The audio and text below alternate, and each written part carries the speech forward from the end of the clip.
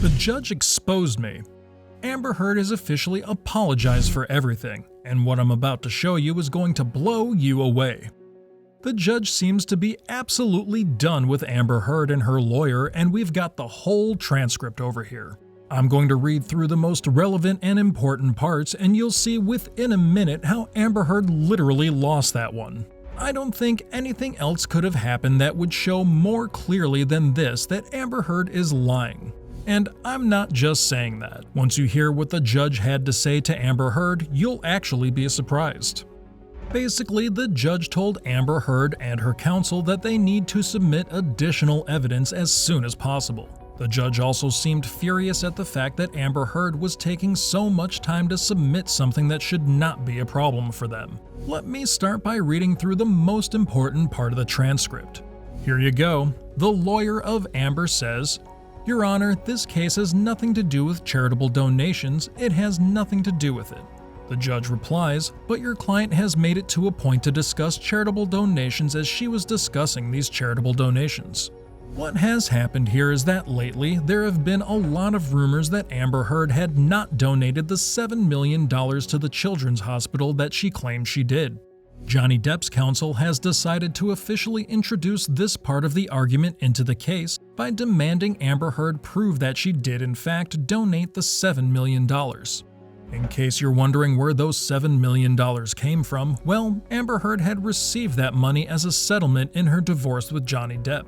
In case you're wondering, how is that even remotely related to the domestic abuse case, let me help you out. The judge continues saying, "And as I said, she had made a public statement about donating the $7 million to the children's hospital and did not mention yesterday and did not mention HARDA. Of course, I would be granted this motion to quash. But she did it in conjunction with talking about Mr. Depp and talking about her divorce, and I agree with Mr. Depp's counsel that she's basically got it at issue here." It really seems to me that Amber dug her own grave here. The fact is that $7 million had nothing to do with domestic abuse. However, if Amber Heard could lie about donating the money she received from the divorce, she could really lie about anything. You will also hear the judge saying that Johnny Depp's counsel has the full right to try and see if they actually donated money. It seems that Amber Heard has put her entire case at risk by trying to gain some public sympathy and publicly stated that she had made a huge donation to the children's hospital. Now get ready for some absolutely brutal roasting sessions because that's exactly what the judge was doing to Amber Heard. The actual document is about 70 pages long, but I have just the right moments to share with you, and you're actually going to see Amber Heard getting destroyed by the court. The first 15 pages were actually kind of boring, but things started to get interesting on the 16th page. Listen carefully to what the judge is about to say now. "I don't see in any of your briefings that she's denying that at some point she made public statements that divorce proceeds were going to be used for donations to Children's Hospital, right?" The court continues to argue and proves that Amber Heard has not denied in public that she did donate to the Children's Hospital. Watch Amber Heard's lawyer make an absolute fool out of himself once the judge is done with him. The judge really hit this one out of the ballpark because he showed in 2 to 3 sentences why Amber Heard was at fault here. Here it goes. It would be one thing if she, number 1, never made any statements about charitable donations to the Children's Hospital. If she never made a public statement, your motion may have been granted. Well, hard luck for Amber Heard as she has made 1,000 public statements about the donations so far. So yeah, that really doesn't sound too good for her. But let's hear what the judge has to say. "I think one of my concerns is that your client has made statements about Mr. Depp in the public domain. Negative statements about Mr. Depp." He then describes what kind of statements were being made by saying, "Statements about, 'I'm getting divorced from Mr. Depp because of you. You know, the treatment that I have received from him, and as a result of all that, I'm going to be donating money to Children's Hospital. I don't want to keep the money. I'm going to be donating it and I want to help other people." I actually haven't seen many transcripts like this where one side is crippled like that because the judge did them dirty. I only say that as a joke because the court made some excellent points. The thing is that whenever Amber Heard talked about donating to the Children's Hospital, she made sure to build a very long connection with the whole Johnny Depp case. And that's what cost her. The judge says that the best case scenario would have been if she never talked about the donation in the media. But if she did, had she kept the whole domestic abuse issue separate, things would have been a lot easier for her. So, why did she make this mistake, and why is it looking bad for Amber Heard?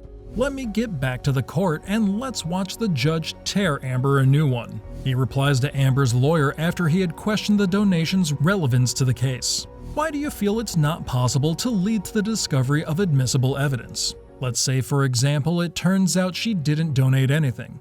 Why is Mr. Depp's counsel not entitled to know if she even made the donations? I can just hear Amber Heard's heart skip a beat as the judge said this. And boy, he did not stop at that.